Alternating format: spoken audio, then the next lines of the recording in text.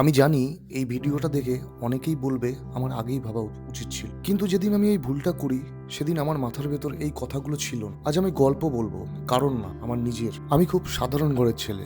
আমার জীবনে কোনো ব্যাকআপ ছিল না, পেছনে দাঁড়িয়ে ধরার মতো কেউ ছিল না। তবুও আমি ভাবতাম সব ঠিক হয়ে যাবে, আমি পারবো। আর সেই বিশ্বাসের জায়গাতেই আমি একটু ভুল করে ফেলেছি। আমি একটা ভুল সিদ্ধান্ত নিয়ে ফেলেছি।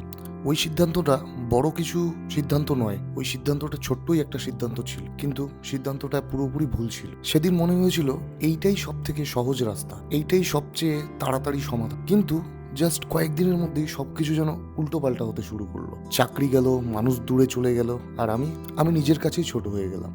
রাতে একদম ঘুম আসতো না, মোবাইলের স্ক্রিনে একটাই কোশ্চেন, এখন কি করব। সবচেয়ে কষ্টের ছিল বাবা মায়ের মুখটা। ওরা কিছু বলতো না, কিন্তু ওই না বলা চুপচাপটাই সবচেয়ে ভারী ছিল। নিজেকে প্রতিদিন একটাই প্রশ্ন করতাম, আমি এত বড় ভুল করলাম কেন।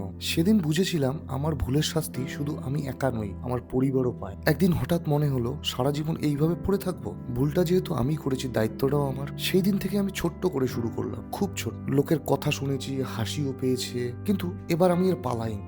আজ আমি বলবো, ভুল সিদ্ধান্ত আমাকে শেষ করেনি, এই ভুলটাই আমাকে শিখেছে কাকে বিশ্বাস করতে হবে, কাকে বিশ্বাস করা যাবে না, কখন থামতে হয় আর কখন চুপ করে লড়তে হয়। আগে আমি খুব তাড়াহুড়ো করতাম, এখন আমি অপেক্ষা করতে শিখে গেছি। যদি তুমি এই ভিডিওটা দেখছো তাহলে বলি, ভুল সিদ্ধান্ত জীবন শেষ করে দেয়, ভুল সিদ্ধান্তই জীবনের আসল চেহারা দেখ। আজ আমি নিখুঁত না, কিন্তু আজ আমি দাঁড়িয়ে আছি।